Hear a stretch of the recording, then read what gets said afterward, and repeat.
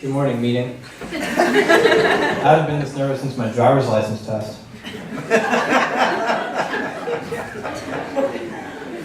I miss the good old days. Winter ended in February like it's supposed to. Obama was president. Young Christopher Kent was up here most mornings on the mic. And every single senior speech started with, when I sat down to write my senior speech. When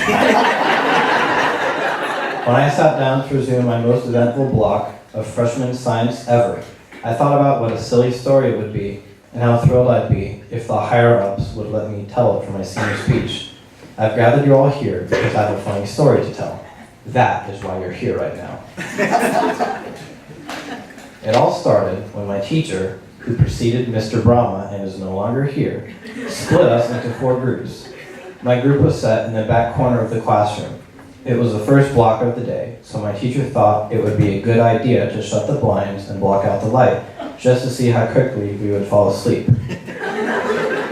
I yawned, leaned back, and stretched out my arms to be met with a friendly surprise in the shelf behind me. It was Buzz. A friendly surprise indeed.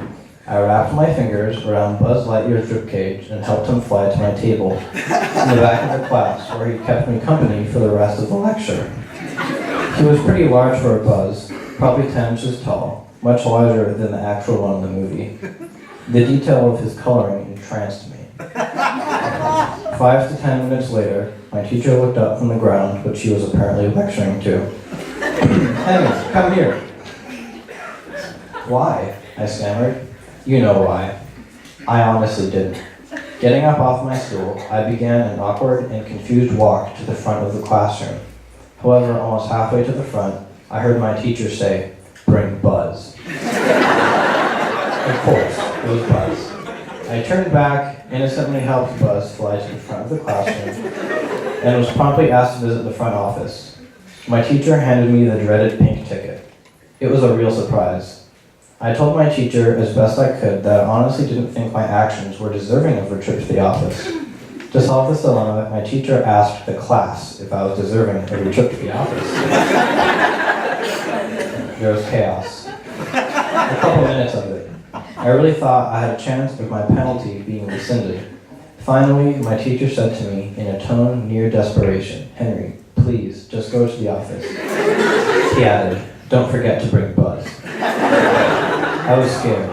In middle school, I was in and out of the director's office, consistently earning C's, D's, and even the occasional F. Now, in a new community of Huskies, I really wanted to have a clean, fresh start. It looked like my mission would fail. I felt doomed to life as a campus criminal. I felt I would always be the kid that when my parents had meetings with my teachers would say, "Your son is a good student, however." Honoring the teacher's authority as all students should, I left the classroom. I really didn't want to be seen carrying a Buzz Lightyear figurine from the back of the campus to the front, so I took off my hoodie and wrapped it around Buzz for his longest flight yet. It was cold anyway. I figured he could use the extra layer. I got to the front of the campus and found a young Mr. Marr and Mrs. Morse having a conversation at one of the round tables next to the fountain. Once I got Mr. Marr's attention, I sat down at the table next to him, revealed the Buzz Lightyear figurine, and said, "Mr. Marr, I have a funny story to tell you." I told him the story I just told all of you, explaining why I found myself presenting a Buzz Lightyear figurine to the director of my high school. Already on edge, Mr. Marr's response made my heart skip a beat. "So, what do you think your consequence should be?" I played it cool. "Mr. Marr, I think that based off of what I've just explained to you, I feel that my action of picking up Buzz Lightyear had little to no negative effect on the classroom, and I do not think I deserve any punishment." I walked free that morning. The moral of the story is about facing fears. A lot of the fears we feel are imposed on us by society for the benefit of the few in power. Feeling those fears does not benefit us. Facing them and conquering them is often positively life-changing. Facing that fear, I learned that adults with authority status can be people too. If you find yourself in China with some friends on a service learning trip, buy a squid off a guy on the street, doused in chili peppers. Maybe try some chicken feet while you're at it too. If you find yourself 6,000 miles from Mexico on a tropical island called Saipan, Spend $1 to have the worst taco of your life.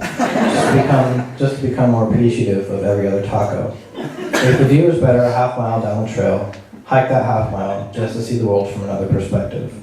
Life is about facing fears for the rewards that you may earn. To all of you proud and empowered Huskies in the room, I say go out, face your fears, experience the unknown, create stories, live life.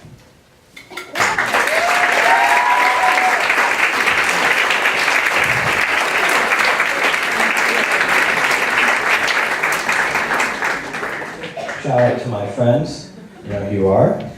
Shout out to my favorite little gluten-free, neon redhead, Pally Wally, Dr. Josh Mikes. I really love the way you ditch school for weeks at a time to paint Legos and eat lunch with your grandma. I'm so proud of you for going to college with me. I'm really excited for us to do that. Miss Stewart is not here because she's having a kid. Thank you for sticking with me these 4 years and being there for me whenever I needed it and whenever I didn't need it. Shout out to my teachers who helped me get to this point where I'm going to graduate high school and go to college. Miss Hodges, thank you for treating me like a full human being and not just a kid.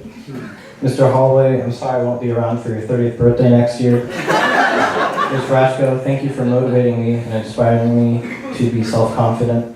Mr. Ito, thank you for making U.S. History and AP Human Geo as fun as those courses can possibly be. I promise I'll be the first customer at your Sonics on 182nd and Crenshaw. Mr. Fumi, great job playing Freddie Mercury in that movie about Queen. Ms. Rudolph, thank you for being my new friend this year. I wish we formally met earlier.